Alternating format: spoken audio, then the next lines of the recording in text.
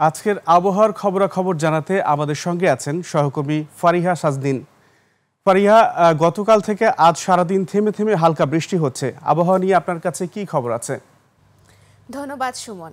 দর্শক, আজ ৫ জুলাই ২০২৫ তারিখে দেশের সর্বশেষ আবহাওয়ার তথ্য থেকে আমরা দেখতে পাচ্ছি খুলনা, বরিশাল, সিলেট, চট্টগ্রাম ও ঢাকার অধিকাংশ জায়গায় এবং রংপুর, রাজশাহী ও ময়মনসিংহের দু-এক জায়গায় অস্থায়ীভাবে দমকা হাওয়া সহ হালকা থেকে মাঝারি বৃষ্টিপাত হতে পারে। শিয়া বাটার ও ভিটামিন ই সমৃদ্ধ লিলি হালাল বিউটি সোপ, তারুণ্যময় উজ্জ্বল ত্বকের জন্য। সেই সাথে দেশের কোনো কোনো জায়গায় মাঝারি থেকে ভারী বর্ষণ হওয়ারও সম্ভাবনা রয়েছে।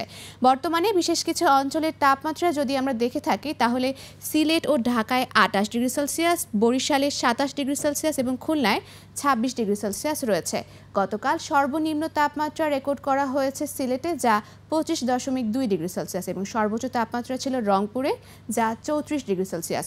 গত ২৪ ঘন্টায় ঢাকার সর্বোচ্চ তাপমাত্রা ছিল ৩২.৫ ডিগ্রি সেলসিয়াস এবং সর্বনিম্ন তাপমাত্রা ২৫.৬ ডিগ্রি সেলসিয়াস। সেই সাথে আজ সারা দেশের দিন ও রাতের তাপমাত্রা সামান্য কমতে পারে এবং আগামী ৫ দিন বৃষ্টিপাতের প্রবণতা প্রায় অব্যাহত থাকতে পারে।